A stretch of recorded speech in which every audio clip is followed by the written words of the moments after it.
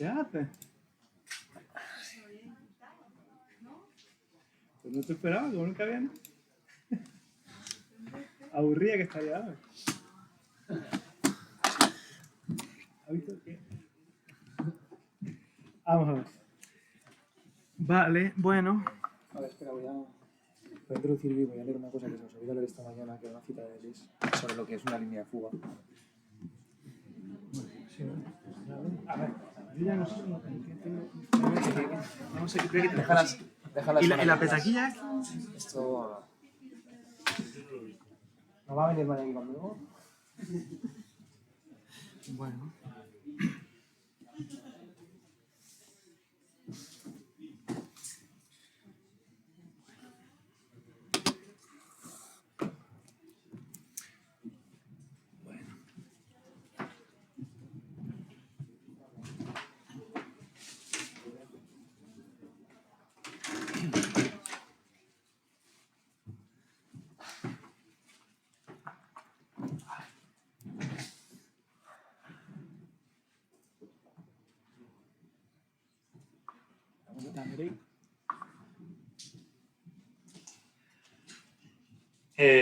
Bueno, muchas gracias y bienvenidos y bienvenidas a los que habéis venido antes y a los que habéis venido ahora nuevos. Y sobre todo gracias por estar aquí a las 4 de la tarde, que es una hora complicada.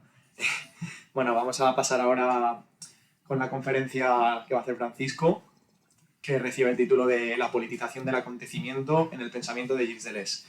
Y bueno, antes de esto me gustaría leer una cita precisamente de Deleuze, porque bueno, sabéis que un poco el espíritu de estas conferencias y donde viene todo es de un grupo de lectura de Deleuze.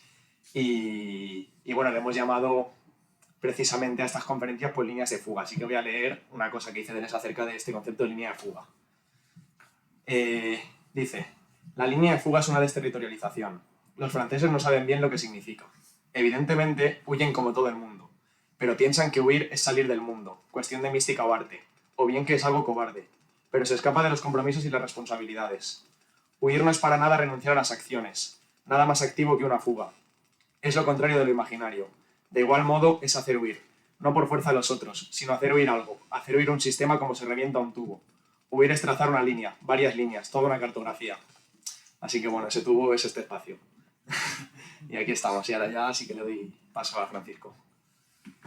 Bueno, pues. A ver. Sí. Vale, pues nada, encantado de saludarlos a todas y a todos. Y nada, gracias por venir y agradezco también a los amigos y a las amigas que han organizado el congreso, pues bueno, pues el detalle de invitarme a participar, ¿no? Y bueno, pues yo os voy a hablar el acontecimiento, del concepto de acontecimiento en el pensamiento de Deleuze y en concreto, pues bueno, me interesa que veamos un poco las vicisitudes que el concepto recorre a lo largo de la vasta, porque es vasta, con V, no con B, producción de este pensador, ¿no? El acontecimiento en la obra de Deleuze comienza siendo una cuestión metafísica y una cuestión de una teoría metafísica, podríamos decir, del ser y del lenguaje. Esto se dirime, ya estaba en las primeras monografías implícito, pero bueno, principalmente en diferencia, repetición y lógica del sentido, ¿no? Los dos grandes libros de metafísica que tiene Deleuze. Y cómo luego, de acuerdo también con las propias vicisitudes que atraviesa la propia vida del autor, que él conoce a Guattari y se politiza, su pensamiento, en concreto esta noción de acontecimiento, a la que él se refiere como la noción central, la noción clave de su filosofía, experimenta también una creciente politización que se consuma, digamos, en Mil mesetas y en los libros posteriores, ¿no? Entonces, esto es de una manera general y menos técnica, ¿no?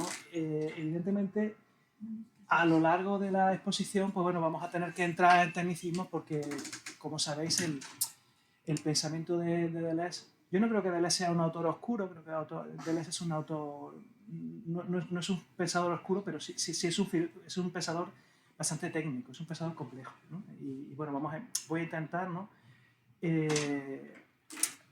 haceros partícipes, ¿no? de este progreso, de esta aventurilla, ¿no? que es pensar con Deleuze y ver cómo su pensamiento se va cambiando, ¿no? A lo largo del tiempo. En la portada están aquí Deleuze y señora, ¿no?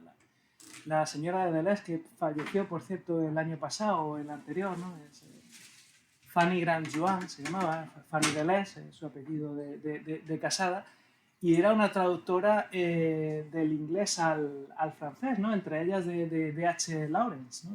De ahí se explica también, por cierto, el interés de Deleuze por la literatura escrita en lengua inglesa. Y nada, lo he puesto porque me parece que es una foto muy bonita, ¿no? Y porque no tiene más encanto que la foto universitaria. Bueno, pues como decía, esta cuestión del acontecimiento pues es un asunto espinoso en el contexto del pensamiento contemporáneo. Y un asunto espinoso que conserva además su vigencia y que incluso acrecienta esta vigencia, podríamos decir que la renueva, cada vez que hay un desequilibrio, ¿no? Cada vez que los balances que rigen la realidad se trastocan. Se redistribuye el poder y la opresión, se redistribuye la legitimidad y el abuso, se redistribuye la bonanza y la pobreza, que os voy a contar, ¿no? En este siglo XXI tan convulso que llevamos, y la cuestión del acontecimiento vuelve, ¿no? Vuelve a hacerse relevante, vuelve a renovar su vigencia, nos vuelve a golpear, ¿no? ¿Qué es esto del acontecimiento?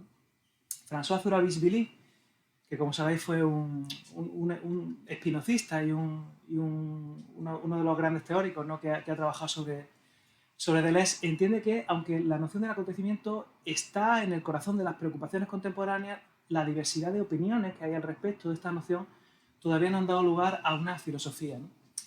En un sentido parecido se pronunciaba también Ian Mackenzie, para quien el acontecimiento, el problema que presenta es que tiene múltiples implicaciones y tiene una raigambre profunda en los problemas, en las cuestiones de la filosofía, de la historia de la filosofía, de la tradición filosófica, ¿no? Hasta el punto de que elucidar la cuestión del acontecimiento pues sería un ejercicio prácticamente inacabable. Sería prácticamente equivalente, dice Mackenzie, ¿no? con acierto a preguntarse por cuál es la naturaleza del cambio. Una pregunta tal vez demasiado amplia, tal vez demasiado compleja, como para aventurar una respuesta que verdaderamente nos diga algo, ¿no? Pues bien, desde una perspectiva deleuziana, como la que vamos a asumir en esta exposición, hay principalmente dos obstáculos tal vez que se opondrían a pensar el acontecimiento, ¿no? El primero de los cuales es el ruido y la pesadez de los cuerpos. Es decir, si los cuerpos son ruidosos, la realidad material es ruidosa, la realidad material es pesada, es tangible, ¿cómo no iba a eclipsar el acontecimiento, lo material? ¿Cómo lo empírico no iba a eclipsar lo trascendental? ¿Cómo no nos íbamos a creer que los acontecimientos son los hechos? ¿No? ¿Cómo íbamos a ser capaces de ver detrás de lo que ocurre lo que acontece? Entonces este ruido y esta pesadez de los cuerpos, pues en primer lugar obstaculizando, ¿no? el pensamiento del acontecimiento. Luego está la asimilación del acontecimiento con la esfera de lo político, a la que mueve, pues claro, estas redistribuciones que nos inquietan. Pero claro, el acontecimiento no es principalmente de naturaleza política. El acontecimiento, como os digo, en Deleuze es una cuestión, en principio, metafísica, es la entidad que tienen las cosas, ontológicas. ¿Vale? Entonces, claro, la asimilación del acontecimiento con la esfera de lo político no nos ayuda a pensarlo tampoco. ¿Cuál es el problema en este sentido? Bueno, que el acontecimiento no es, de entrada, una noción eminentemente política, pero no puede por menos de terminar siéndolo. Es lo que ocurre en el pensamiento de Deleuze, ¿no? Al final todo se escora hacia lo político. ¿Por qué? Pues por una parte porque el acontecimiento es la noción que da razón del advenimiento de lo nuevo o de lo inédito en los ámbitos más diversos, incluido el de lo político. El acontecimiento es la lógica del cambio, en última instancia, ¿no? En el pensamiento de Deleuze. Y por otra parte, porque desde la perspectiva preindividual que asume el pensamiento de Deleuze, que como sabéis remonta el fundamento de las cosas a principios preindividuales, a los flujos, a los devenires que componen la realidad individual, no hay una distinción entre lo individual y lo colectivo. Por lo tanto, todo es político. El individuo individual, valga la redundancia, y el individuo colectivo no tienen distinción desde una perspectiva preindividual. Entonces, desde el ámbito del acontecimiento que habita ese reino de lo preindividual, ese reino de las puras diferencias, no hay una distinción entre lo individual y lo colectivo, entre lo privado y lo público. Entonces, todo es político, el acontecimiento también. No puede sino terminar siendo. Entonces, bueno, sobre esta politicidad inherente al acontecimiento se expresaba ya Deleuze elocuentemente en Lógica del Sentido, ¿no? Lo leo. No hay acontecimientos privados y otros colectivos. Todo es singular y por ello colectivo y privado a la vez. ¿Qué guerra no es un asunto privado? ¿Qué guerra no es un asunto privado? E inversamente, ¿qué herida no es de guerra? Venida de la sociedad entera. ¿Qué acontecimiento privado no tiene todas sus coordenadas, es decir, todas sus singularidades impersonales sociales? Es decir, la cuestión del acontecimiento y de estas singularidades, de estos flujos que componen la realidad, no establece distinción, como os digo, entre lo individual y lo colectivo. No es en primera instancia político, pero no puede por menos determinar siendo. Ahora bien, identificar exclusivamente el acontecimiento con el ámbito de lo político obstaculiza el pensar el acontecimiento, ¿no? Nos mueve a pensar que todo se dirime ahí, que todo se dirime en el ámbito de la política, ¿no? del litigio, en el ámbito de lo empírico. Bueno, entonces lo que os propongo en este recorrido que vamos a recorrer juntos ahora es encarar esta cuestión de nuevo viendo el papel que el acontecimiento juega en la filosofía de Deleuze y en justicia de Deleuze y Guattari, a partir de 1000 mesetas, con posterioridad a diferencia-repetición. Una noción, la de acontecimiento, a la que Deleuze en conversaciones se refería como la noción central de su filosofía. En este sentido, los dos principales hitos que vamos a considerar, aparte de diferencia-repetición, son lógica del sentido y 1000 mesetas, ¿no? Y voy a defender varias tesis con respecto a cada uno de estos libros, ¿no? En primer lugar, en cuanto a lógica del sentido, voy a intentar mostrar que este libro retoma la definición del acontecimiento que hay en juego en diferencia-repetición como una redistribución de esas singularidades preindividuales. En última instancia es una redistribución del ámbito de lo trascendental que reconfigura lo empírico. En segundo lugar, que el acontecimiento en este libro hace posible la comunicación de las series heterogéneas, que son las proposiciones y los cuerpos, o las palabras y las cosas, si queréis decirlo con Foucault, de la que se sigue la producción del sentido en el lenguaje a partir del sinsentido. Y en tercer lugar, que en este libro hay implícita una ética del acontecimiento contenida en el concepto de contrafectuación, que esto luego lo vamos a explicar, ¿no?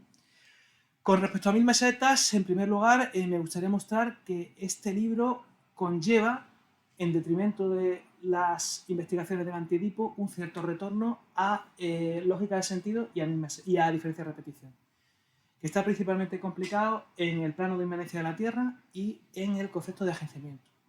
En segundo lugar, que en este nuevo marco teórico, Deleuze y Guattari realizan una reformulación del concepto de acontecimiento que pretende dar razón o que pretende colonizar el ámbito de lo político y de lo sociocultural. Y en tercer lugar, que en este libro la contrafectuación ya no puede ser entendida sino como una política del acontecimiento, ¿no? Ya no es una ética, sino que este planteamiento se profundiza hacia una política, ¿vale? Y bueno, comenzamos entonces viendo el acontecimiento en diferencia-repetición, ¿no? En diferencia-repetición, pues bueno, hay que decirlo, ¿no? El acontecimiento se plantea de una manera tangencial, porque en diferencia-repetición a Deleuze lo que le preocupa es otra cosa. La cuestión central en diferencia-repetición es la cuestión del fundamento del pensamiento, ¿vale? Una noción, la de fundamento, a la que Deleuze considera en este libro que se debe renunciar. Que se debe renunciar cuando ese fundamento es trascendente, o lo que es lo mismo, exterior a la realidad fundada. ¿Vale? El fundamento no puede ser exterior, el fundamento no puede ser trascendente. Como la fundamentación de los individuos, y ya aquí fundamentación lo tendremos que poner entre comillas, porque un fundamento inmanente no es un fundamento, debe ser interior o debe ser inmanente a los individuos, pues por lo tanto debe ser preindividual. Es decir, el fundamento debe ser anterior a la realidad individuada, debe ser genética, es decir, debe ser causa efectiva de esa individuación, debe ser lo que produce esa individuación, y debe ser diferencial, es decir, debe ser diferente, no puede semejarse a aquello que fundamenta. ¿Cómo se resume en la filosofía de Deleuze esto? Preindividual, genético y diferencial, en una palabra, virtual. Es el estatuto que tiene el ámbito del fundamento o el ámbito del defundamento, ¿no? Deleuze utilizará un neologismo que hace effondrement, que mezcla en lo que sería desmoronamiento, y él le quita la R al demon, y es como una especie de desfundación o desfundamento, ¿no? Entonces, bueno, ¿qué es lo que sale de aquí? Pues bueno, un sinfondo preindividual donde tiene lugar la individuación. Ese ámbito de flujos o de devenires que constituye la realidad, que es un fundamento pues puramente material de una realidad en la que el sentido siempre es efecto incorporal, ¿no? Siempre es, no existe, no realmente insiste. ¿Vale? Bueno, de esto se sigue que los átomos, entre comillas, ¿no? Estos átomos son esas singularidades preindividuales, esas diferencias, la diferencia entre ellas es singularidad preindividual. Es decir, son estas partículas, estos átomos diferenciales que componen lo individuado. Pues estos átomos presentan unas distribuciones cambiantes que generan a los individuos, y son el único fundamento que se puede entender que tiene la realidad, ¿no? De ahí que el ser sea unívoco. Y que el ser sea unívoco quiere decir que el ser solo no está compartimentado, solo está distribuido. Está distribuido de manera modal o de manera exclusivamente formal, pero no ontológica. El ser no se compartimenta, no se divide. ¿Vale? Y eso, ¿por qué? Porque estas singularidades preindividuales Deleuze va a decir que no existen propiamente, que insisten, no tienen una consistencia ontológica. Es decir, distribuyen el ser, son modos del ser, son divisiones formales en el ser, pero son divisiones reales. No establecen una división real, no compartimentan, no dividen el ser. El ser como tal es indivisible, es unívoco, no conoce categorías, no hay una estructura. Al final, la tesis de fondo de esto es que la realidad no tiene estructura ontológica. El ser es como un desierto, ¿vale? Es un plano. Entonces, de este modo, el pensamiento de Deleuze en diferencia y repetición concibe una ontología paradójica en la que el ser no tiene mayor consistencia que la debida a la repetición o al retorno de unos elementos de los que no se puede predicar la existencia en sentido estricto. Estas singularidades individuales que cita Deleuze en diferencia y repetición no son y no tienen que ser. Porque, amigos, si fueran, ya tendríamos un problema. Recaeríamos en la representación y recaeríamos en la trascendencia. ¿Vale? Entonces, el ser en diferencia y repetición es la repetición de las diferencias que constituyen la realidad individual. Es decir, el ser es repetición de la diferencia o ser del devenir. No hay más ser que el ser que podemos afirmar del devenir, que como tal el devenir, desde Nietzsche al menos lo sabemos, se opone al ser. Eso es una ontología paradójica, ¿no? Pero se da la circunstancia de que esta repetición a su vez selecciona las diferencias que la constituyen, basándose en la creación y en la afirmación que expresan. De esta manera, este ser del devenir se afirma en el devenir afirmativo, en sentido nietzscheano, ¿no? Es decir, ¿esto qué quiere decir? Pues quiere decir que la ontología en Deleuze no solo es paradójica, sino que también es selectiva. Lo reactivo, en sentido nietzscheano, lo negativo, en sentido nietzscheano, no tiene propiamente ser y no puede ser concebido sino como una degradación empírica de lo que es. No existe en derecho, existe solo de hecho como una degradación de lo real, ¿vale? La realidad es afirmativa. La realidad expresa su potencia, ¿no? Como tal. Entonces, el ser es creación y el ser es afirmación. De manera que el resentimiento, en sentido nietzscheano, como os digo, son fenómenos menoscabados en su misma realidad. Es decir, si pensamos el ser como una especie de rueda en la que esas diferencias retornan, ¿vale?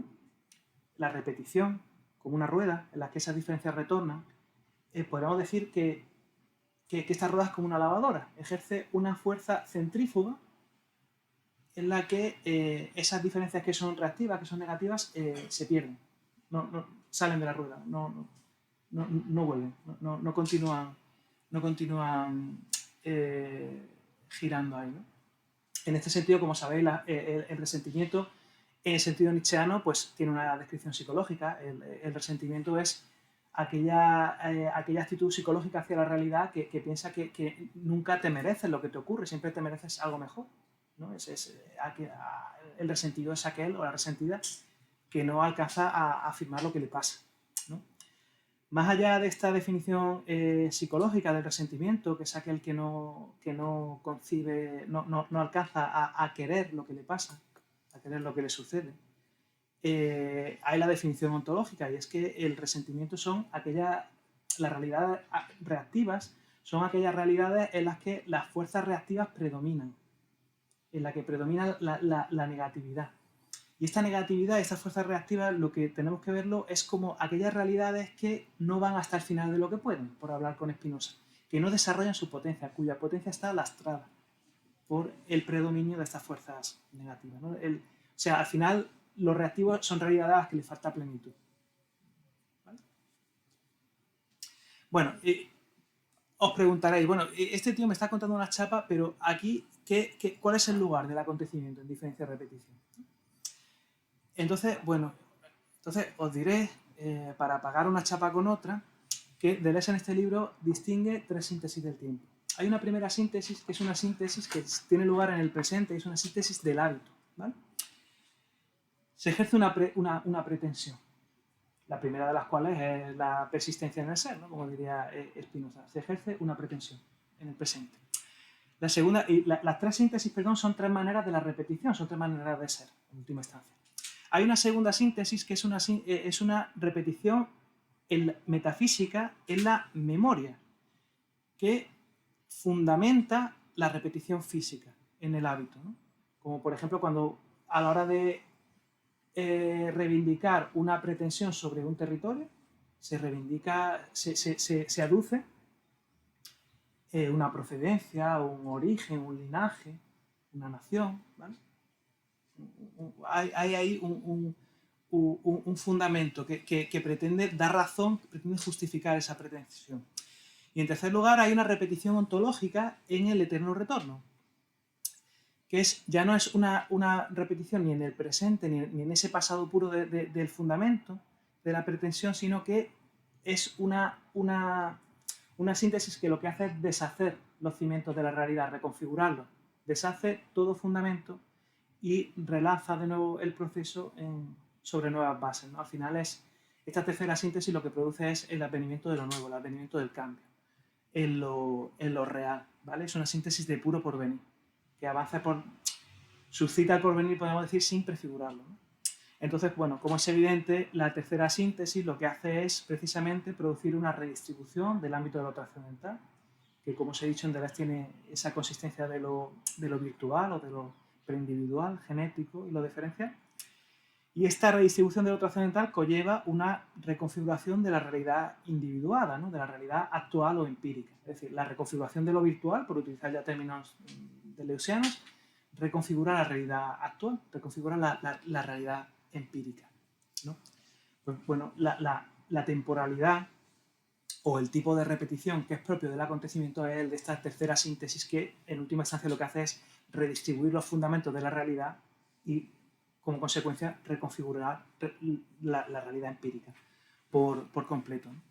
Entonces el acontecimiento, la definición del acontecimiento en diferencia de repetición es precisamente este cambio, esta reconfiguración del ámbito de lo trascendental o del ámbito de lo ontológico trascendental, porque en Deleuze lo ontológico siempre coincide con lo trascendental, ¿no? El campo el plano de inmanencia coincide siempre con el ser unívoco, ¿vale? Entonces el acontecimiento se define en diferencia de repetición como esa redistribución de los fundamentos de lo real, ¿no? Cuya lógica es la síntesis disyuntiva. La síntesis disyuntiva es una lógica de estas singularidades preindividuales, una lógica de pura mezcla, de pura reconfiguración. ¿Qué quiere decir? Pues es una lógica que hace coexistir a nivel preindividual aquello que no podría consistir en un mismo individuo a nivel preindividual, a nivel individual, como ser circular y ser cuadrado. A nivel preindividual todo se mezcla, todas las singularidades se mezclan, toda la realidad se reconfigura. No hay ¿vale? Es una lógica irracional, por lo tanto, que da razón de fenómenos irracionales, como es el acontecimiento. ¿Vale? Vale. Dicho lo cual, pues nos vamos a trasladar a lógica de sentido. En lógica de sentido, lo que sucede es que se nos traslada, ¿no?, al ámbito de la superficie, al ámbito del pensamiento, a que conducía pues, la superación de este sin fondo, que es el nuevo de fundamento de la realidad, que tenía lugar en diferencia y repetición. Entonces, Deleuze lo que va a hacer en este libro es retomar la dualidad entre la estética y la dialéctica, o la estética y el pensamiento, que articulaba el empirismo trascendental en diferencia y repetición, basándola en la dualidad estoica entre las mezclas de cuerpos, o la profundidad, y el sentido de acontecimiento incorporar en la superficie. ¿Esto qué quiere decir? Cuando en diferencia y repetición se renunciaba al fundamento, se modificaba la ontología y se hacía una ontología diferencial, había que reconfigurar la epistemología. Si el fundamento, tenemos que renunciar al fundamento, el fundamento tiene que ser preindividual, tenemos que concebir un campo trascendental que sea desubjetivado, es decir, que renuncie a la forma del sujeto, como sucedía en la fenomenología, que la conservaba, y que por lo tanto renuncie también a esa proyección del sujeto en el mundo, que son los objetos.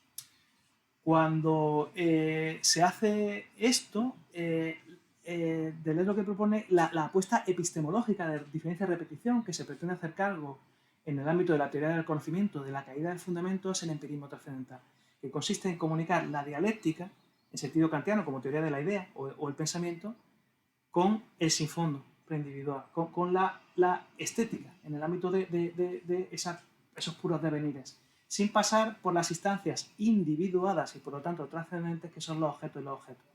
Es decir, se trata de comunicar el pensamiento o las ideas con el propio fundamento de la realidad, sin pasar por el sujeto y sin pasar por el objeto. En Roman Paladino, de subjetivar el campo trascendental, concebir un campo trascendental que deje de calcar la forma del sujeto. Es lo que le preocupa aquí a Deleuze, ¿vale? Entonces, bueno, lógica del sentido retoma esta distinción entre estética y dialéctica, o entre el ámbito de lo sensible, si queréis, y el del pensamiento, pero lo fundamenta en la distinción estoica entre la mezcla de cuerpos, por un lado, en el ámbito de la profundidad material, es lo tangible, y el sentido de acontecimiento en el ámbito de la pura superficie del sentido, ¿vale? Entonces, ¿qué sucede aquí? Pues a Deleuze en este libro se hace heredero de la inversión estoica del platonismo, ¿no? Para él, los estoicos eran los primeros en invertir el platonismo en la historia de la filosofía, porque hacían caer los caracteres de la sustancia y de la causa exclusivamente del lado de los cuerpos. Los estoicos son, a su juicio, los grandes pensadores materialistas de la antigüedad, ¿vale? Lo ideal o lo incorporal para los estoicos tiene el estatus exclusivamente de un efecto de superficie, de un efecto incorporal que se produce en la superficie de los cuerpos, ¿no? como consecuencia de sus mezclas. De este modo, el sentido, más que existir, insiste, ¿no? Es un efecto incorporal, es un extraser. ¿Vale?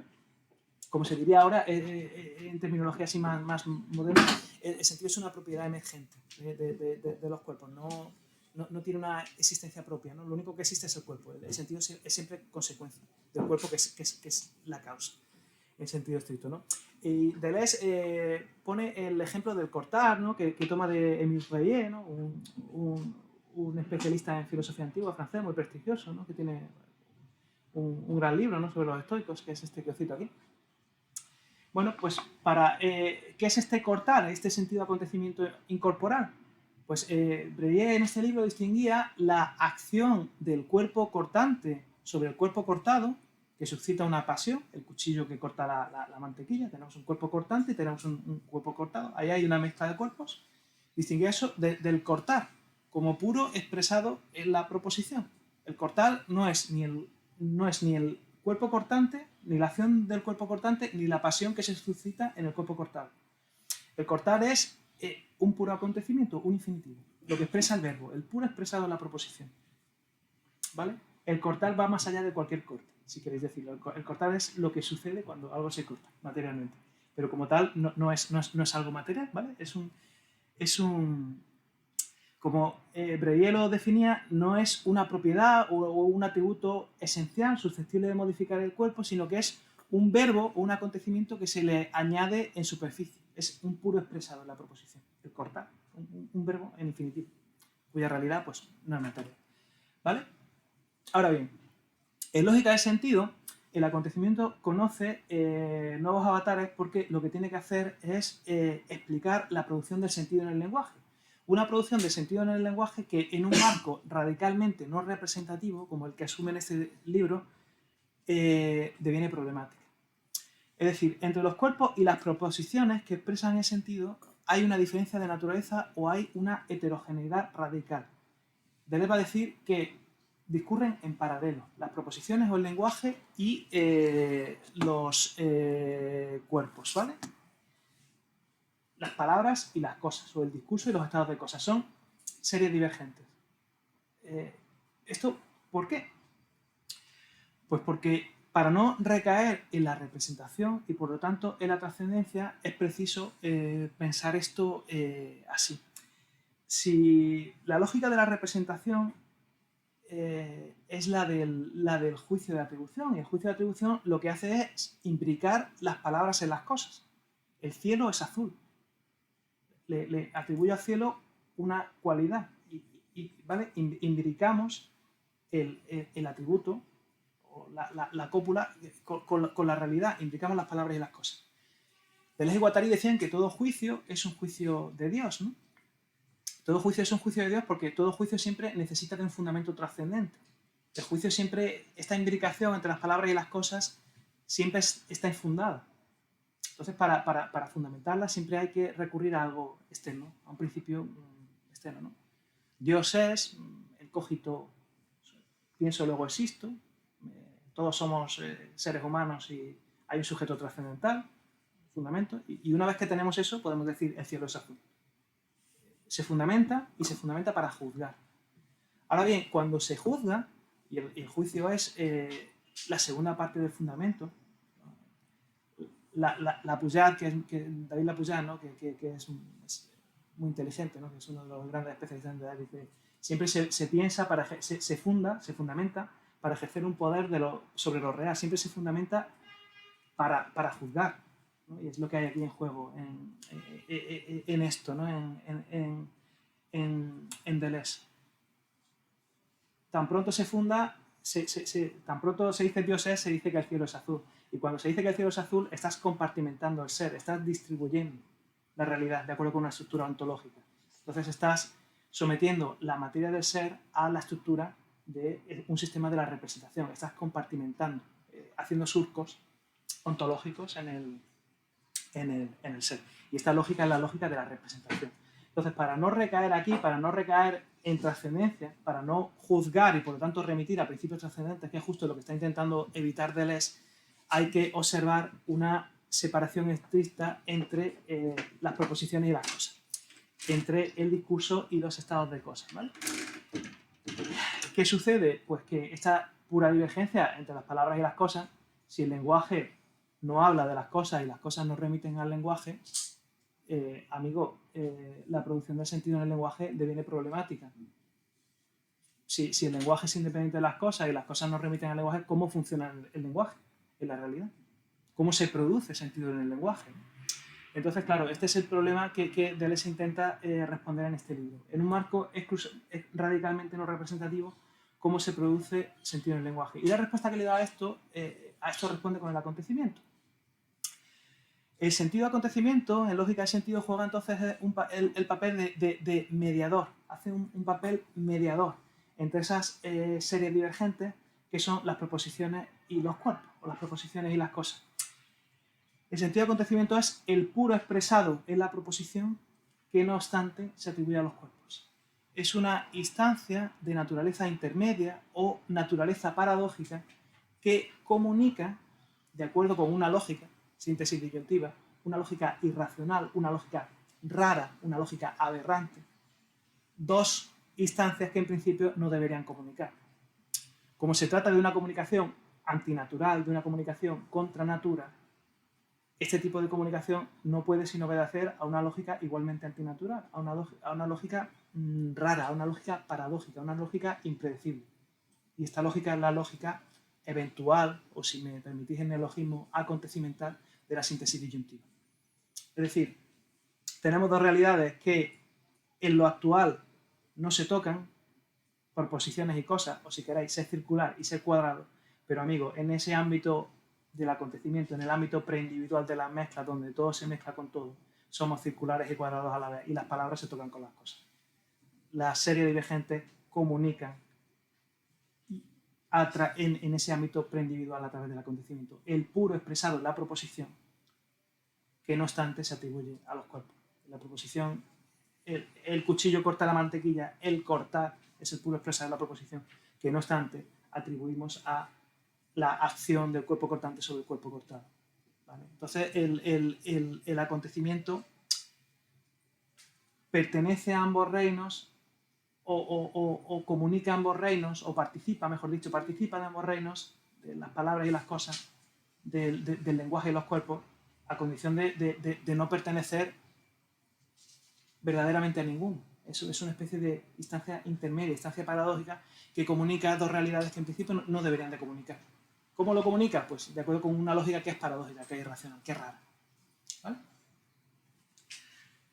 Y esta lógica, como ya he dicho, es la síntesis disyuntiva, que comunica a nivel preindividual, como os decía, aquello que no podría consistir en un mismo individuo a nivel individual. Las palabras y las cosas que difieren por naturaleza, o ser circular y ser cuadrado. ¿Vale? Esto es el acontecimiento en Deleuze, entonces, va a ser siempre esta redistribución de potencias a nivel del fundamento de la realidad, a nivel del ontológico trascendental, en la que todo se mezcla, todo se... Como decía aquel, ¿no? La noche me confunde, ¿no? En la que todo se mezcla, todo se confunde, todo se produce... Todos los gatos son pardos, ¿no?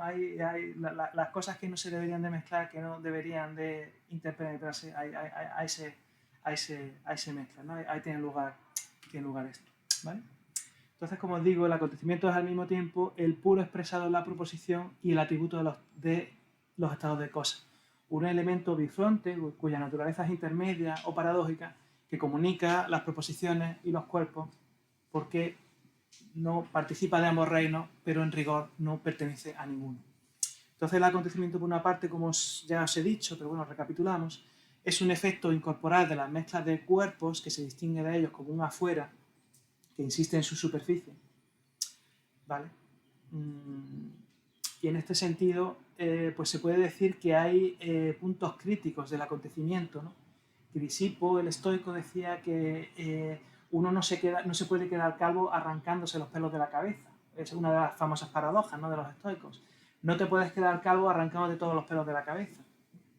¿Por qué sucede esto? Decía Crisipo, dice, porque quedarse calvo no es una mera... No es una cuestión exclusivamente corporal, no es una cuestión solo de mezcla de cuerpo, es una cuestión de sentido, ¿no? Es como, esto si queréis, es como el que se va quedando calvo y no lo termina de aceptar, y se va mirando y se hace la cortinilla, o se tal, ¿no? Y ya llega un momento en que ya lo asumes y dices, hostia, pues soy calvo, coño, pues me voy a rapar la cabeza. ¿No? Claro, te quedas calvo cuando lo asumes, es una cuestión de Entonces, en este sentido, lo que nos dice Deleuze, y esto lo toma el concepto de Pegui, de Charles Pegui, un filósofo personalista francés muy interesante, hay, en torno al acontecimiento hay puntos críticos, como serían los puntos físicos de ebullición o de fusión, ¿no? Yo os ponía este ejemplo de Crisipo, ¿no? Pero Deleuze pone un ejemplo más solemne, ¿no? y más triste también, ¿no? Sobre todo viendo cómo está el mundo, ¿no? El ejemplo de la batalla, ¿no? de la guerra, ¿no? Tenemos hostilidades y tenemos combatientes, pero lo que dice él, dice hasta qué punto hay que ascender en el número de combatientes o hay que ascender en la intensidad de las hostilidades para que podamos decir que hay una batalla. Hay puntos críticos en los que las mezclas de cuerpos, lo puramente corporal, de repente se pasan un límite de sentido y eso ha ocurrido ahí el acontecimiento, ¿no? Hay, digamos que llega un momento en que el recipiente se desfonda, se desborda y saltamos a una cosa que es diferente, ¿no? ¿Cuándo se puede decir que hay batalla, ¿no? ¿Cuánto tiene que subir la hostilidad? ¿O cuánto el número de combatientes?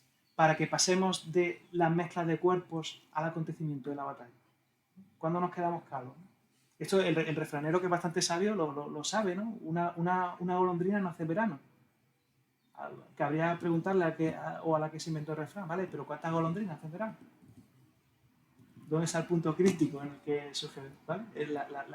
El acontecimiento se sigue de los cuerpos, pero no es corporal, ¿vale? Es un umbral de sentido, si queréis decirlo así, ¿no? Por otra parte, el acontecimiento insiste en el interior del lenguaje, pero el lenguaje es lo que se dice de las cosas. Es decir, el acontecimiento es una fuera interior de las proposiciones lingüísticas que nos devuelve del lado de los cuerpos toda vez que se les atribuye, ¿no?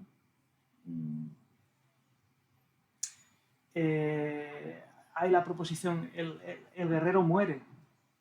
El puro expresado en la proposición, el acontecimiento, es el morir. Ese morir es una fuera del lenguaje, no es una cuestión exclusivamente lingüística. Por eso la literatura, pese a que sea ficción, nos emociona, nos interpela, nos mueve. Ese morir, aunque está en el lenguaje, no está fuera, pero es un afuera dentro del lenguaje. Ese morir pasa, ¿vale? Está dentro del lenguaje y no obstante se atribuye a los cuerpos, se termina atribuyendo a los cuerpos cuando se produce una muerte, en realidad, ¿vale?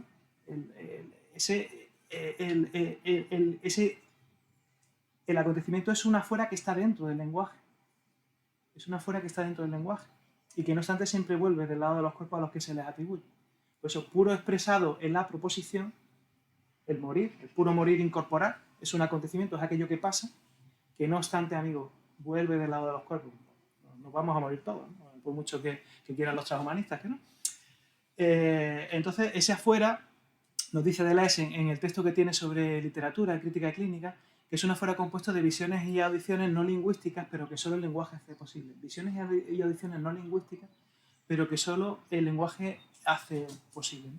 Acontecimientos ideales, o en última instancia, los grandes infinitivos, ¿no? Josep María Esquirol habla de los grandes infinitos, ¿no? Los grandes infinitivos es los que se juegan nuestras vidas, ¿no? Al final es aquello que nos pasa. Morir, pensar, enamorarse. Morir, pensar, enamorarse son puros acontecimientos, son infinitivos, que no obstante se terminan siempre atribuyendo a los cuerpos. Cuando morimos, cuando pensamos, las raras veces que pensamos, cuando nos enamoramos, y eso, son aquello que nos pasa, puro expresado en la proposición, que no obstante se atribuye a los cuerpos, ¿no? Y como os apuntaba aquí, ya he adelantado antes, ¿no? Por eso la ficción, ¿no? la literatura, el arte nos interpela, porque contienen un interior que está en el interior del lenguaje o de los medios expresivos, pero que es una fuera, ¿no? que habla de lo que nos pasa. ¿Vale? Lo que sucede entonces, por último, para terminar con lógica de sentido, es que en este libro, pues el acontecimiento constituye una ética basada en el acontecimiento incorporal, ¿no? A través del concepto de contrafectuación. y os cito brevemente a Deleuze en Lógica del Sentido, o bien la moral no tiene ningún sentido, o bien es esto lo que quiere decir, no ser indignos de lo que nos sucede. Al contrario, captar lo que sucede como injusto y no merecido, siempre es por culpa de alguien. He aquí el resentimiento en persona, el resentimiento contra el acontecimiento. Fijaos, el resentimiento contra el acontecimiento. El resentimiento, ¿vale? Entonces, de lo que se trata nos dice, en este sentido, que tiene la moral o la ética, que solo tiene uno, es querer lo que nos sucede y desprender. Deleuze en francés se utiliza dégager, que tiene también la connotación de liberar, desprender, pero en el sentido de liberar, y desprender de ahí el acontecimiento, ¿vale? Entonces, contraefectuar el acontecimiento lo que quiere decir es que cuando nos pasan cosas, y particularmente cuando nos pasan cosas que no son buenas, sufrimos acontecimientos desgraciados, esta ética del acontecimiento lo que nos hace, lo que nos va a permitir es querer lo que nos pasa, aunque sea a nuestra despensa, aunque nos perjudique, sin estar resentidos, sin creer que no nos merecemos lo que nos pasa. ¿Cómo se hace esto?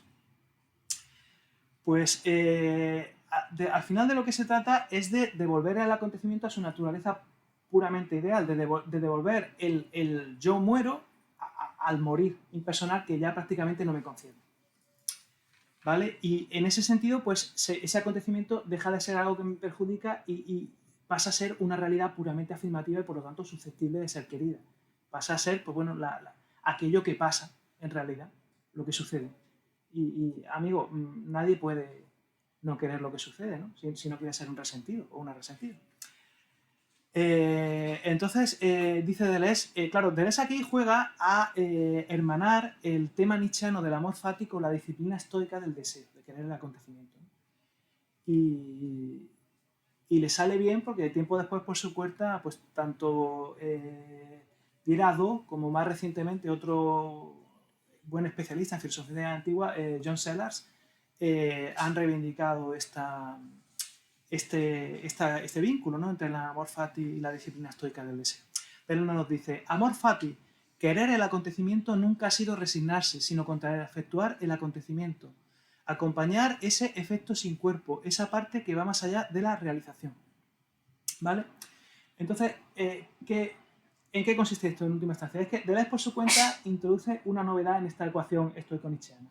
Deleuze lo que dice es que cuando el acontecimiento es desgraciado, cuando lo que nos sucede es desgraciado, nos perjudica, eso nos impide quererlo, nos obsta para quererlo. Entonces lo que hay que hacer es distanciarse de ese acontecimiento, es devolverlo a su naturaleza ideal.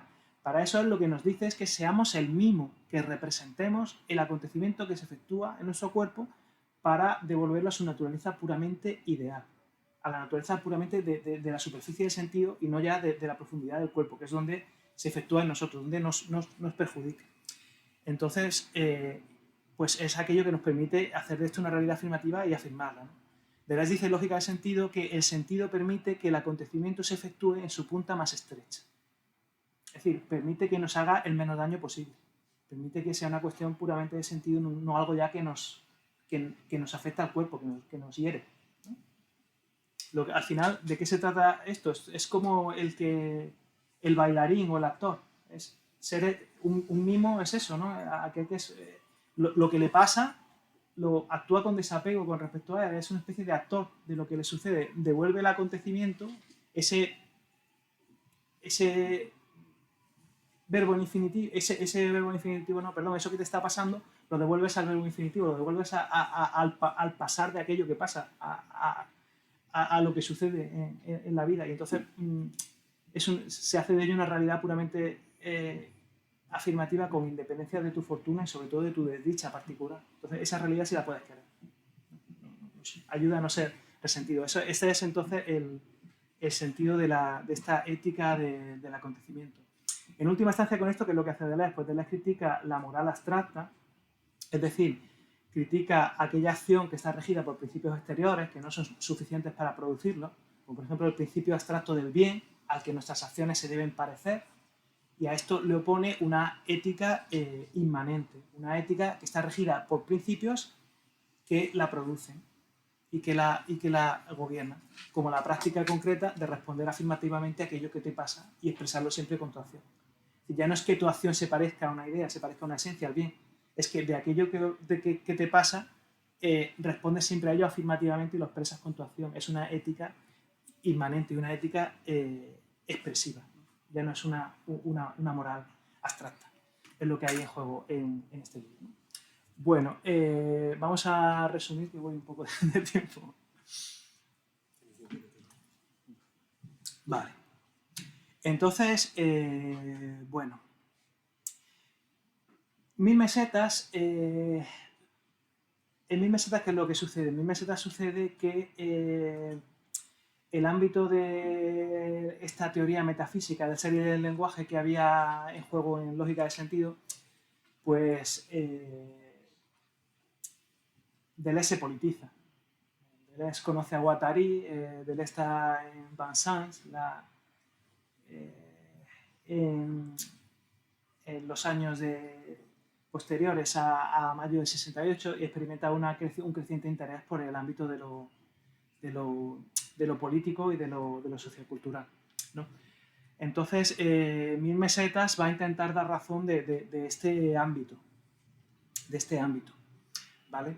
Y aunque se subtitula a Capitalismo y Esquizofrenia 2 y es una continuación del Antiedipo, como evidencia una frase, este fragmento, que pues es una ruptura, ¿no? con respecto al Antiedipo. Una ruptura que supone un cierto retorno a la lógica de sentido, a diferencia de repetición, en dos sentidos, ¿no? Por una parte, una inserción en el contexto de una problemática postkantiana que es análoga a la que había en juego en diferencia de repetición. Y lo que se hace cargo de esto es el nuevo avatar de fundamento, que es la Tierra, ¿no? Que es el plano de inmanencia de la Tierra o el plano de consistencia. Y en segundo lugar, una recuperación matizada de esas series divergentes, de las proposiciones y de las cosas de lógica de sentido en el concepto de agenciamiento.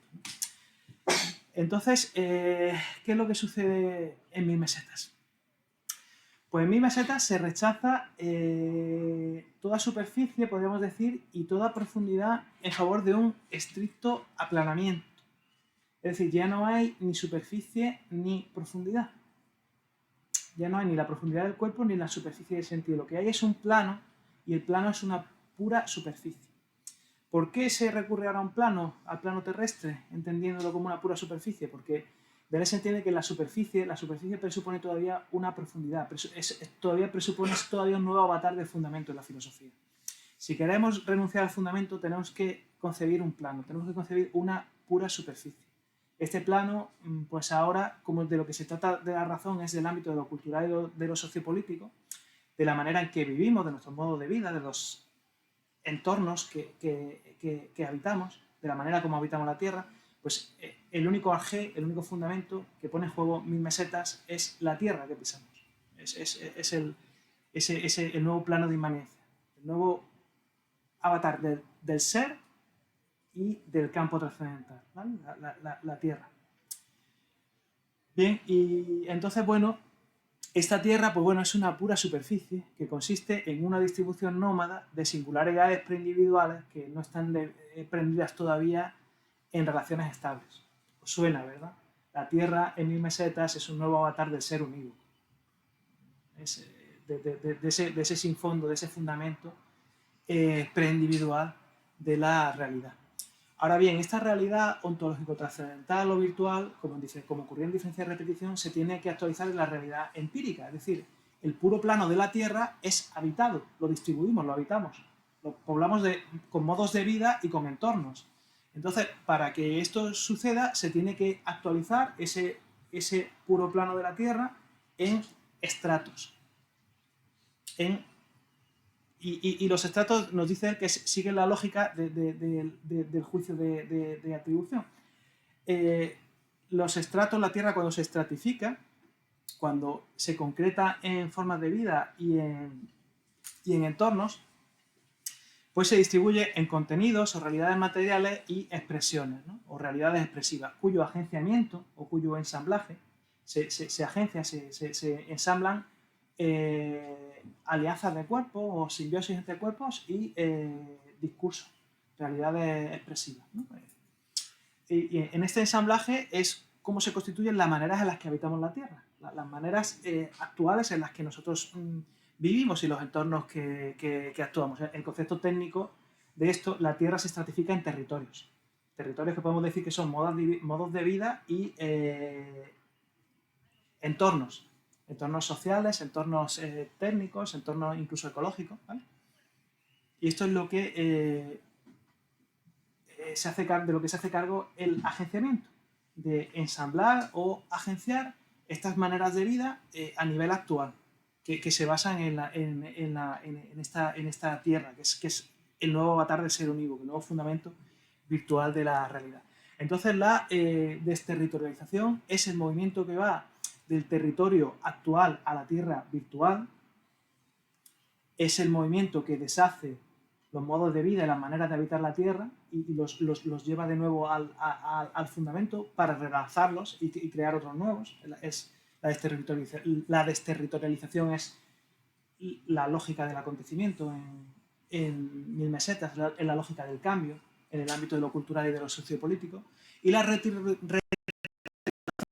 inverso, va de la Tierra al territorio, establece nuestras maneras de habitar, ¿no?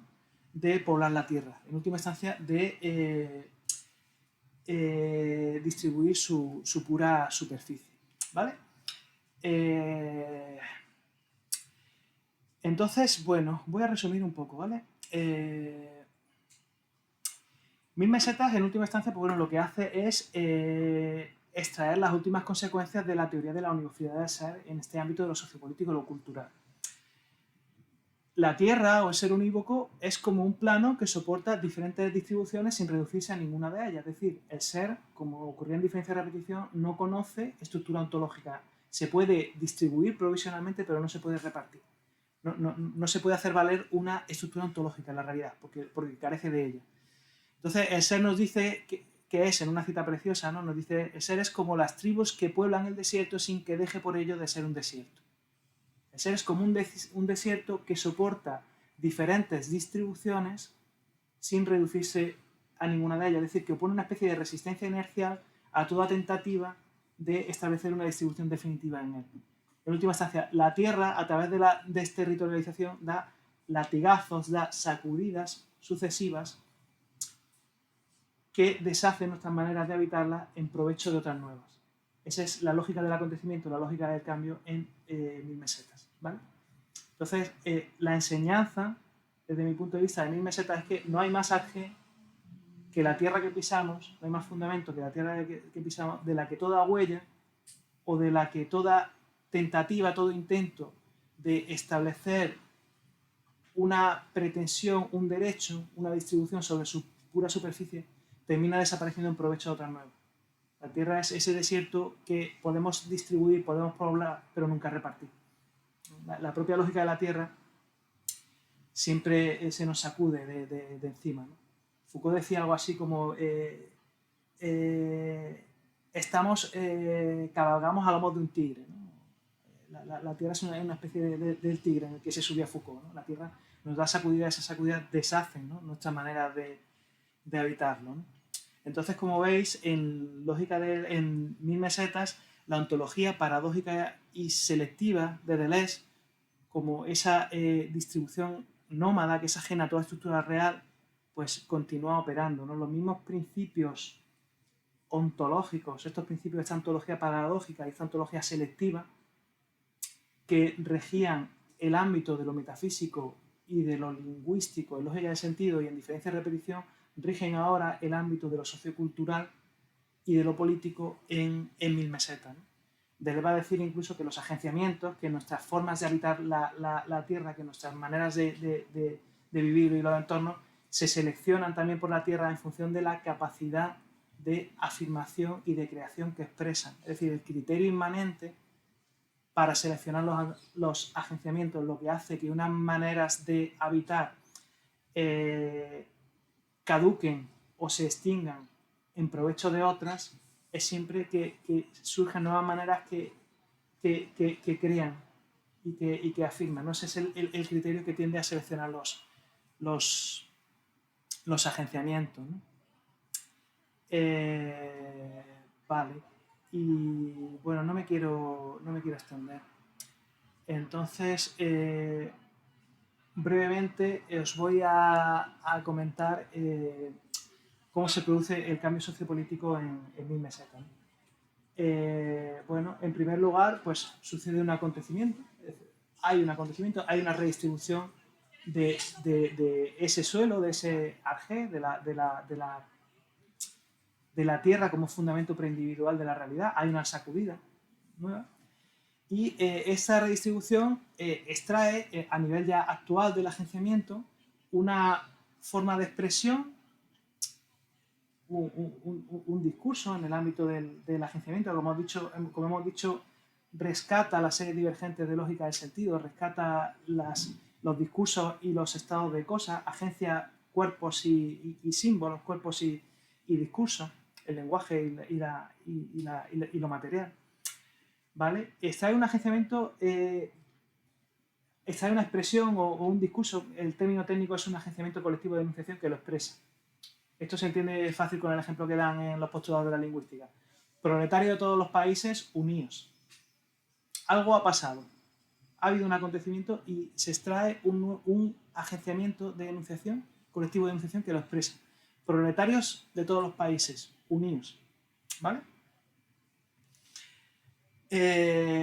Y este agenciamiento se anticipa siempre al cuerpo.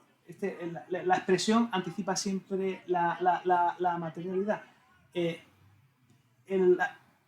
La expresión proletario de todos los países unidos anticipa un cuerpo proletario que todavía no está constituido, que todavía está en ciernes, ¿no? Entonces, en segundo lugar, el acontecimiento suscita una nueva subjetividad.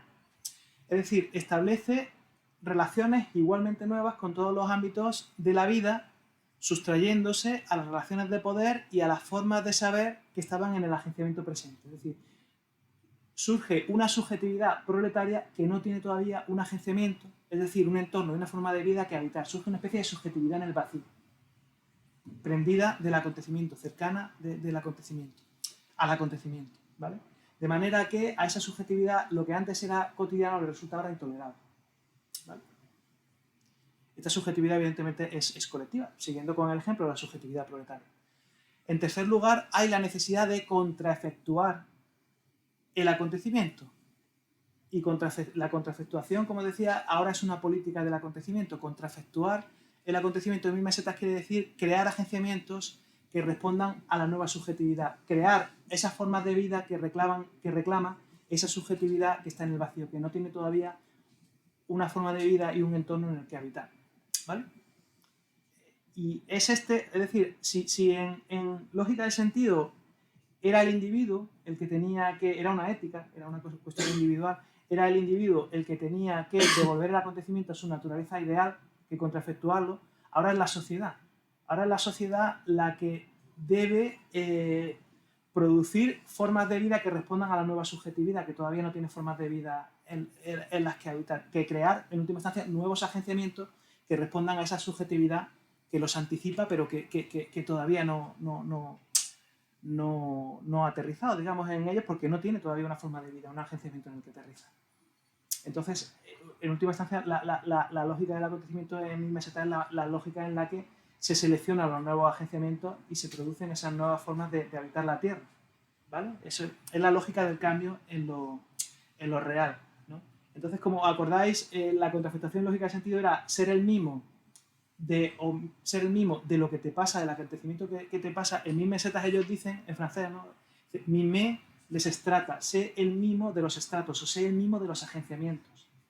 Es decir, mimetízate con las formas de vida presentes, tú, la nueva subjetividad, mimetízate con las formas de vida presentes a favor de una forma de vida que todavía no están constituidas. Es decir, tienes que hacer que la forma de vida presente, actuar con mimetizarte con ellas, desapegarte de ellas para suscitar otras nuevas.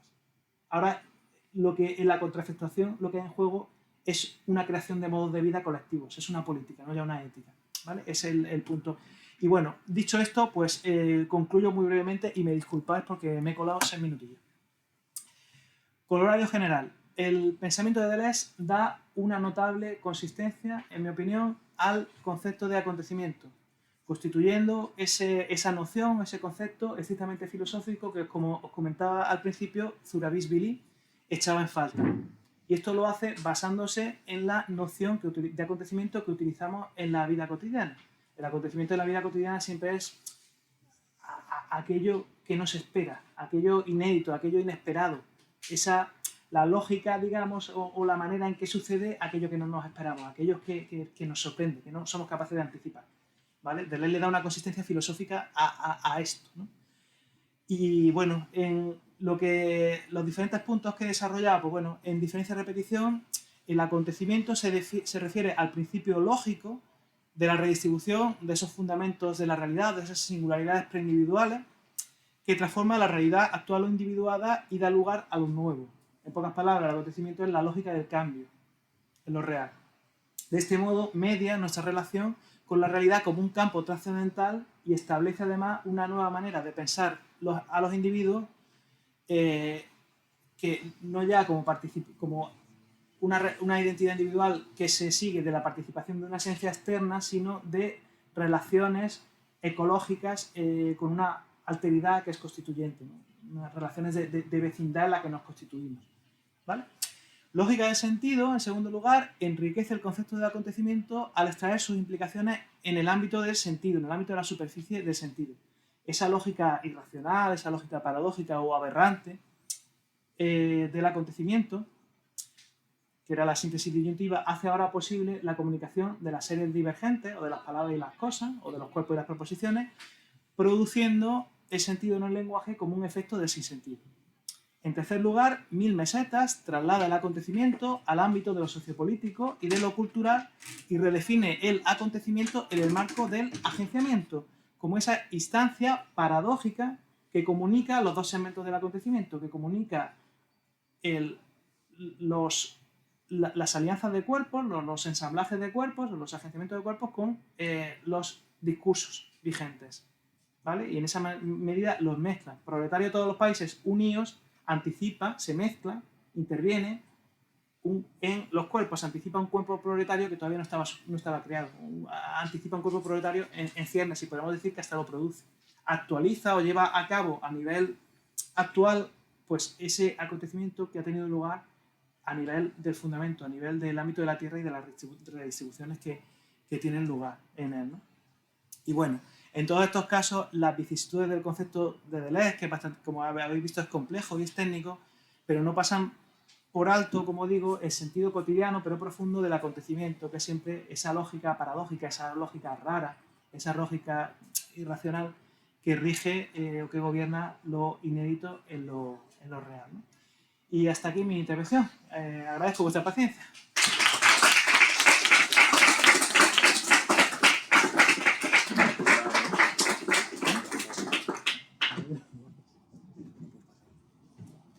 Sí.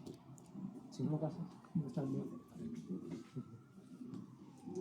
Bueno, muchas gracias a Francisco por su presentación. Imagino que especialmente a los que vamos al seminario nos habrá ayudado bastante y espero que al resto también. Y bueno, tenemos ahora... Son 5, pero bueno, un rato más si queréis de preguntas. O sea que si alguien tiene alguna duda o algo, que levante la mano o algún comentario.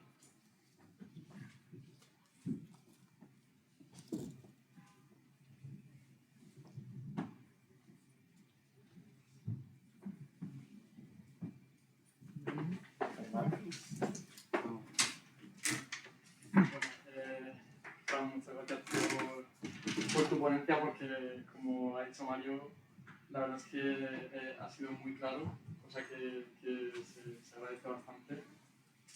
Y bueno, mi pregunta tiene que ver, además precisamente en el 1000 mesetas justo ahora estamos dando la meseta sobre la máquina de guerra, donde está todo de la ciencia nómada, etc.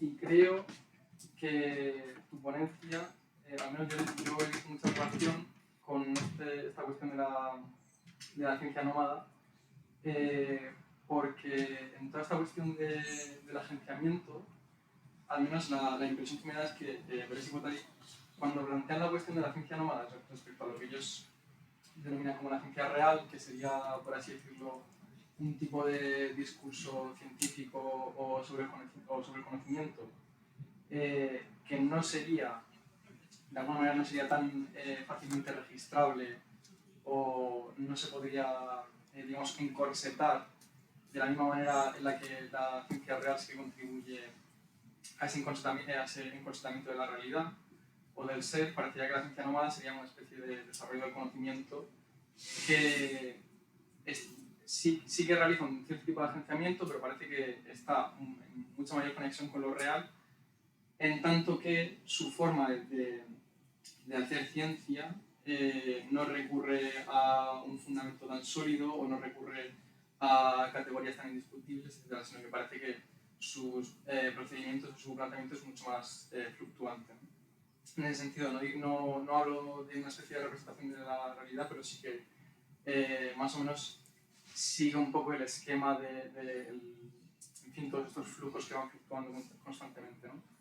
Y yo quería preguntarte, en relación a esto, si podrías desarrollar un poco más todo el planteamiento del tema del agenciamiento con cuestiones relativas a formas de subjetividad o de prácticas sociales que sí que puedan entenderse más como entienden ellos la ciencia nómada, es decir, movimientos sociales que precisamente por una historia en la que la conexión entre las palabras y las cosas, a la hora, por ejemplo, de enfermedades mentales, ha sido problemática, se han podido, de alguna manera, han producido un acontecimiento que residiría en la revuelta y en la protesta contra la pretensión de, digamos, un uso de la palabra que sea opresivo contra ese tipo de, en fin, la cuestión de las, sobre todo pienso mucho en la cuestión de las enfermedades mentales y el sufrimiento de la psiquiatría, ¿no? Entonces, pues eso, si podrías desarrollar un poco, porque yo creo que es muy interesante a la hora de entender una serie de un desarrollo del acontecimiento que sea especialmente interesante para entender cómo se desarrolla la palabra o cómo se desarrolla el discurso de una manera diferente, muchas veces también, en fin, prácticas que no pretenden desarrollarse en el ámbito del sentido y todo esto. Es que es una cuestión, creo que demasiado amplia lo que estoy planteando, pero si quieres desarrollar un poco más por ahí. A ver si lo entiendo. Dices,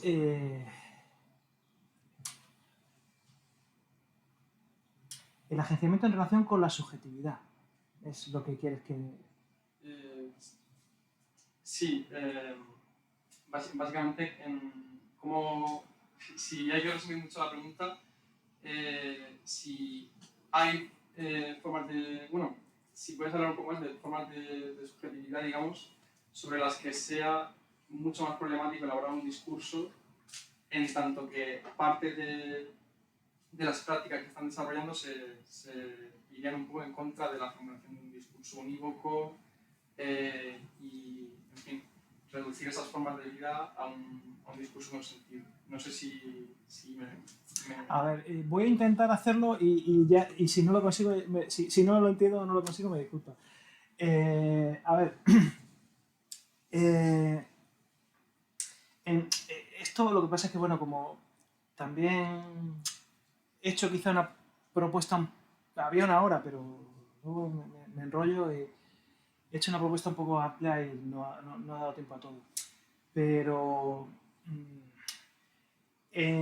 a la hora de extender las cuestiones o la cuestión lingüística en la teoría metafísica del ser y del lenguaje que hay en juego en lógica del sentido, a la hora de retomar esto en 1000 mesetas, en lógica del sentido se habla de proposición, de proposiciones. La proposición es una cosa lingüística, es una unidad lógica. En 1000 mesetas ya no se habla de proposiciones, se habla de enunciados. La proposición ahora es una proposición que se profiere en un campo social. Entonces se pasa de la problemática de la proposición de lógica del sentido en 1000 mesetas a la problemática del enunciado. Y por lo tanto, a una concepción del lenguaje pragmatista. El significado de ese lenguaje se dirime en el uso. En este contexto, ellos, como os decía, el agenciamiento traduce en 1000 mesetas la serie divergente de lógica del sentido. Es decir, hay agenciamiento maquínico de cuerpos, hay cuerpos en ensamblaje, en simbiosis, y hay agenciamientos colectivos de enunciación. Hay discursos y hay estados de cosas. Y ni el discurso remite unívocamente a los estados de cosas, ni viceversa. El marco sigue siendo no representativo. Ahora, ¿qué sucede? Sucede, entonces, ellos nos dicen que todo lenguaje es discurso indirecto, esto es en los postulados de la lingüística, o transmisión de consignas, ¿vale? Es decir, no se habla de aquello que se ve y no se ve aquello de lo que se habla. El lenguaje no remite a las cosas nos refieren al lenguaje. Entonces, el lenguaje siempre es el lenguaje indirecto. Nunca va de alguien que ha visto, que ha experimentado la realidad material en primera persona y que te lo cuenta. Siempre va de alguien a quien le han contado y que se lo cuenta a otro. El lenguaje siempre es indirecto. ¿Vale? Entonces, esto en relación con... ¿Por qué lo digo?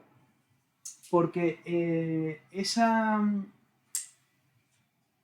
la palabra francesa para consigna es mot d'ordre, ¿no? Palabra de orden, ¿no? Es aquello que nos sujeta. Y Deleuze y Guattari, en los postulados de la lingüística, definen la consigna como y aquí es donde reformulan el acontecimiento en el nuevo libro, un acto o una transformación instantánea e incorporal que se produce en los enunciados. Que se produce en los enunciados y no obstante se atribuye a las cosas. ¿Vale? La consigna siempre es, en resumidas cuentas, la consigna es un lenguaje que nos sujeta. Es una palabra de orden. Es decir, y ellos aducen el ámbito del performativo, ¿no? Como cuando un juez dice le condeno a 3 años de cárcel y a una indemnización. Eso es un acto que es instantáneo e incorporal que se realiza en los enunciados y no obstante se atribuye a los cuerpos. Y vaya que sí se atribuye. En cuanto el juez profiere eso, tú ya eres un condenado. Tú ya eres una persona que ha cometido un crimen, eres un criminal, ha habido un cambio en tu cuerpo a través de lo que se ha hecho en el enunciado y en cómo tu cuerpo se ordena, en cómo o el diagnóstico de una enfermedad mental, como comentabas antes, es decir, son esas palabras que influyen en las cosas, que intervienen en las cosas, ¿vale? No hace falta tampoco ser un juez, hay un ámbito más amplio que es el del locutorio. Si yo te prometo algo y lo incumplo, te puedes enfadar conmigo. Porque he comprometido mi cuerpo, he comprometido mi acción a una cosa que te he dicho. El lenguaje tiene efectos también hay actos y transformaciones incorporales. Si yo te prometo algo y te miento, paso a ser un mentiroso, paso a ser una persona que no es honorable porque ha incumplido su promesa, este tipo de cosas. Entonces, el lenguaje aquí actúa, interfiere en la realidad, nos sujeta. Pero claro, de la misma manera que también nos sujeta, también nos libera. Es que la consigna, y esto está en un texto breve, muy bonito, que es un acto de creación, es una conferencia que él dio en la Escuela de Cine Francesa a alumnos de cine, y es que la consigna también se puede volver contra sí. Él habla del contrasaber. Cuando creo que tomaba el ejemplo de la Francia tomada por los nazis o algo así, cuando se daba contrainformación. Y es un lenguaje, son consignas que liberan, ¿no?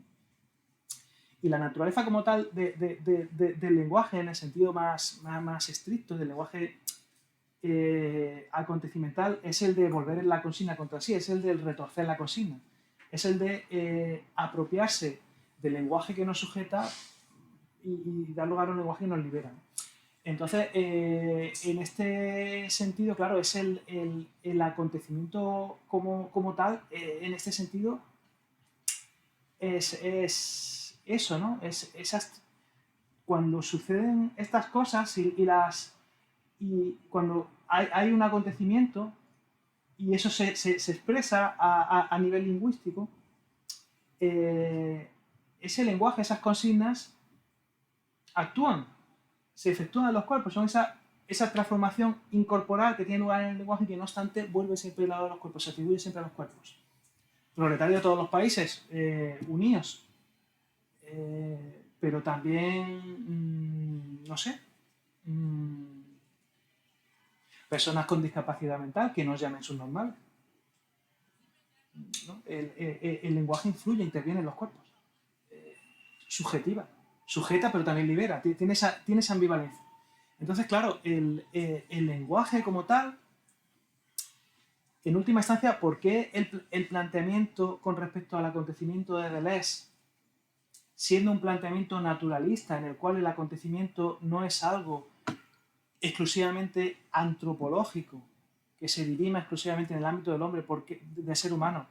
¿Por qué el hombre el ser humano, perdón, sí que tiene una relación privilegiada por el acontecimiento? Porque lo que abre al acontecimiento es el lenguaje. El lenguaje es lo que nos hace partícipes de esa lógica irracional, de esa lógica de pura mezcla, que es una lógica liberadora, pero es una lógica también terrible, ¿no? En Diferencia y Repetición ponen el ejemplo de Nietzsche. Él dice, Nietzsche se vuelve loco a fuerza de explorar las profundidades, a fuerza de explorar en ese de fundamento, a fuerza de explorar en las singularidades individuales. Dice, nadie, ponen el ejemplo del embrión, o ponen el ejemplo del huevo. Dice, solo realidades que no están constituidas como individuos pueden soportar eso. A los individuos los revientan. No hay cuerpo que aguante eso, ¿no?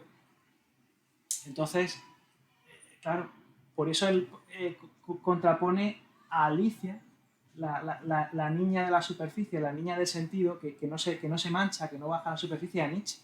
Donde Zaratustra muere, donde Zaratustra se desmembra, Alicia va como la seda. Alicia crece y decrece. Avanzan los dos sentidos a la vez y no se rompe. Alicia es un acontecimiento. Alicia es un animal de sentido, no de las profundidades, ¿no? Tiene el secreto de esa apertura al acontecimiento que hace que el lenguaje pues, no te sujete y te libere. Entonces, en respuesta a tu pregunta, pues bueno, el lenguaje nos sujeta y el lenguaje nos subjetiva. Y en la medida en que en el lenguaje está expresado el acontecimiento, el lenguaje nos abre a los acontecimientos. Entonces, pues a nivel sociopolítico, los seres humanos a través del lenguaje tenemos un acceso privilegiado, una relación privilegiada con el acontecimiento, hasta el punto de que, bueno, podemos decir que nuestra vida como tal se juega en el ámbito de estos acontecimientos, ¿no? Los acontecimientos en última instancia ideales son el pasar de las cosas que nos pasan a nivel privado, pero también a nivel colectivo, a nivel político. Y en esos umbrales de sentido que vamos atravesando, en esos se van construyendo las vidas, las identidades, las luchas políticas, son aquellos hitos, digamos, de sentido que nos atraviesan, ¿no? que hacen que la vida discurra por algún lugar. Me he hecho un batiburrillo ahí con lo que me has dicho, pero algo es algo.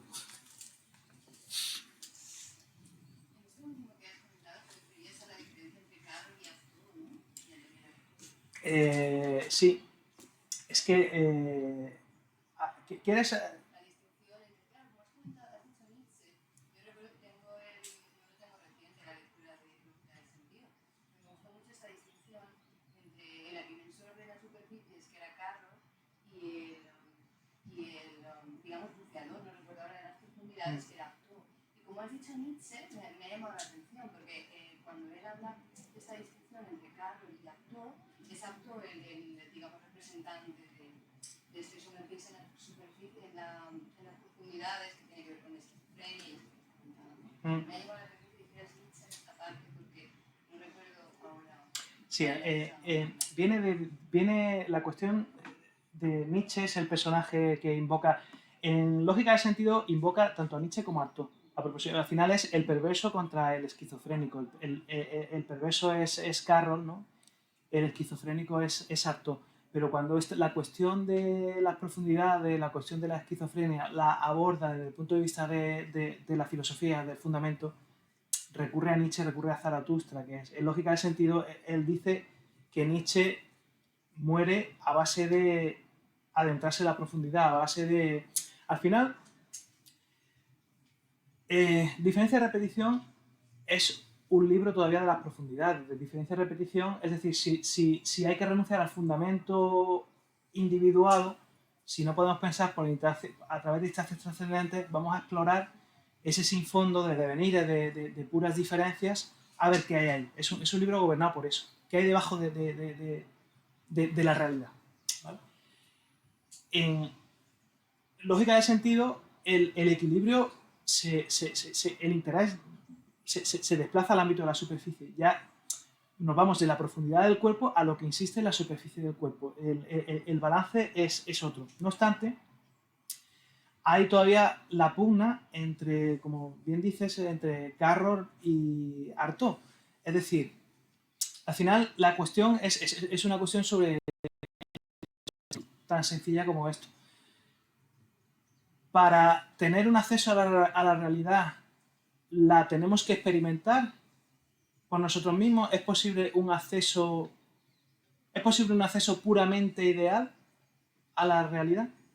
¿O hace falta experimentarla? Dice, el esquizofrénico es aquel... El esquizofrénico, no entendáis esto en un sentido filosófico, no estamos hablando de la esquizofrenia patológica, ¿vale? No me gusta frivolizar con las cuestiones estas. Entonces, os decía, perdón, la cuestión es, aparte él lo dice explícitamente, dice, ¿cómo permanecer? ¿Es posible? Él dice, al final, ¿qué le queda al pensador abstracto? Y él está hablando de él. Y en concreto esto luego cuando le responde a Michel Cresol en la carta está un crítico severo, está también muy elocuentemente expresado esto. ¿Qué le queda al pensador abstracto cuando da consejos de sensatez y distinción? Dice a nosotros, a los universitarios, a los teóricos, ¿qué nos queda? Ser un poquito locos como Nietzsche o como Artaud, ser un poquito alcohólicos como Fitzgerald, ser un poquito, y dice él, asomarte un poquito al abismo, pero no demasiado, no te vayas a perder, no te vayas a hacer daño, nene. Y luego a las 12 para casa, que ahí no pasa nada nuevo. Dice, pero si tú juegas a eso, ¿cómo no ser un charlatán? ¿Cómo no ser un impostor?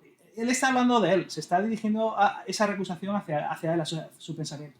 De él lo sabéis, fue un hombre menoscabado físicamente. De él estuvo una tuberculosis de niño cuando defiende su tesis, diferencia de repetición, que poco tiempo después le tienen que quitar un pulmón y tiene unas limitaciones físicas considerables a lo largo de su vida en relación con esto, ¿no? Entonces, ¿cómo es posible un acceso puramente ideal a la realidad? ¿Podemos hacer como Alicia y no ser frívolos? ¿O tenemos que experimentarlo todo? Hay que dejarse el cuerpo. Esto en lógica de sentido todavía es problemático, ¿no? Y Mario me está mirando. Esto en lógica de sentido todavía es problemático, ¿no? Y claro, y dice, cuando enuncia esto en lógica de sentido, él dice, donde quiera que se mire, todo parece triste. Todo parece que o bien nos quedamos en la orilla o bien nos destrozamos. O bien Zaratustra o bien Alicia. ¿Vale? Claro, lo que sucede es que a renglón seguido ese párrafo termina diciendo todavía cuántas lecciones por aprender del estoicismo. Todavía cuántas lecciones... Es decir, al final su respuesta va a ser, en lógica de sentido, va a apostar por la superficie. Todavía cuántas lecciones... Los devenires incorporales dicen no hay que experimentarlo todo. De hecho, cuando le preguntas por la droga, cuando dice, no, yo puedo obtener los mismos efectos corporales por otros medios, por medios puramente de sentido. Y con esto, Michel Cresol le dice, es que tú eres un sinvergüenza, que tú no haces nunca nada, tú no te drogas, tú no eres homosexual como yo, tú estás ahí escribiendo y parasitando nuestras experiencias. pero tú no experimentas. Y él dice, mira, cualquiera de mis libros ha experimentado más que tu noche más loca, nene. Y tienes razón. Y tienes razón. Dice, yo puedo experimentar a nivel exclusivamente ideal, ¿no? Dicho esto, y termino, 1000 mesetas lo que se intenta es desplazar esto hacia una pura superficie que resuelva este conflicto entre superficie y profundidad. Es decir, ni superficie ni profundidad. Si seguimos pensando a través de superficie, aunque sea por exclusión, la superficie siempre presupone una profundidad, presupone un fundamento. Si queremos dejar de pensar, pensemos en un plano terrestre que habitamos y en cómo habitamos eso, cómo lo distribuimos, pero ya no hay ni superficie ni profundidad, ni Alicia ni Artú.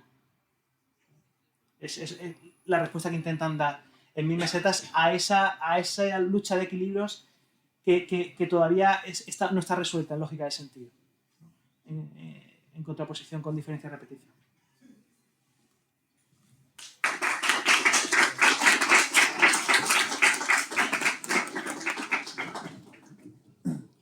Vale, pues ahora hacemos descanso. Era de 4:30, así que son y 33, lo hacemos hasta menos cuarto y empieza Ignasi, ¿vale? Ahora entramos, no nos dejan ponerlo por ahí fuera, así que vamos a meter aquí merienda que invita a la uni. Vale, así que fumar el piti rápido y a menos cuarto empezamos. Bueno. Gracias, chicos. Y siento la charla. No te preocupes. Es que esto... No te preocupes, es normal, estas cosas pasan.